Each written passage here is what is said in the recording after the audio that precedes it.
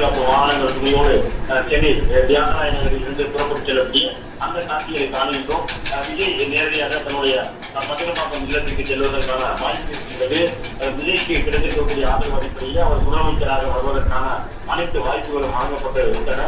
இந்த நிலையில் தான் தாலுகா தலைவர் விஜய் புறப்பட்டு செல்லக்கூடிய அந்த காட்சியை பார்த்துக் கொண்டிருக்கின்றோம். இந்திய மார்க்சிய கம்யூனிஸ்ட் கட்சிகள் தன்னுடைய ஆதரவை வழங்கியிருக்கிறார்கள். எனவே அடுத்து நடைபெறக்கூடிய தேர்தல் என்பது உள்ளாட்சி தேர்தல். உள்ளாட்சி தேர்தலிலும் இந்த கூட்டணி அமையுமா? ஏனென்றால் கம்யூனிஸ்டுகள், காங்கிரஸ் மற்றும் இந்திய யூனியன் முஸ்லீம் லீக் உள்ளிட்ட பல அமைப்புகள் தற்போது கூட்டணியில் இடம்பெறுவதற்கான வாய்ப்பை எதிர்நோக்கி இருக்கின்றார்கள் காலைக்காவது. எனவே அடுத்து நடைபெறப் போகின்ற உள்ளாட்சி தேர்தலிலும் இந்த கூட்டணி தொடரும் பட்சத்திலே தமிழக வெற்றி கழகத்தினருக்கு முன்பாக தற்போது இருக்கக்கூடிய ஒரு எண்ணம் என்னவென்றால் அடுத்ததாக உள்ளாட்சியில் போட்டியிட்டு இப்பொழுது தமிழகத்தின் பல முக்கிய வேட்பாளர்களை, மாற்றுக் கட்சி வேட்பாளர்களை வீழ்த்தி, அமைச்சர்களாக இருந்தவர்களை வீழ்த்தி 108 இடங்களை உறுதி செய்ததை போன்று பல இடங்களில் உள்ளாட்சி தேர்தலிலே மேயர் பதவிகளை வெற்றி பெற வேண்டும் என்று அவர்களுடைய எண்ணமாக இருக்கலாம்.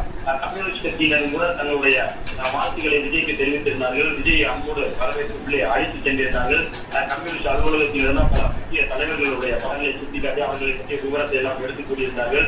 விஜய் உற்சாகத்தோடு அவர்களுடைய அன்பை எல்லாம் பெற்றுக்கொண்டார். தன்னுடைய தரப்பு நன்றியாக நலத்திற்கு வழங்கி பொன்னாடை அறிவித்து நன்றி தெரிவித்திருந்தார் தமிழக வெற்றி கழக தலைவர் விஜய்.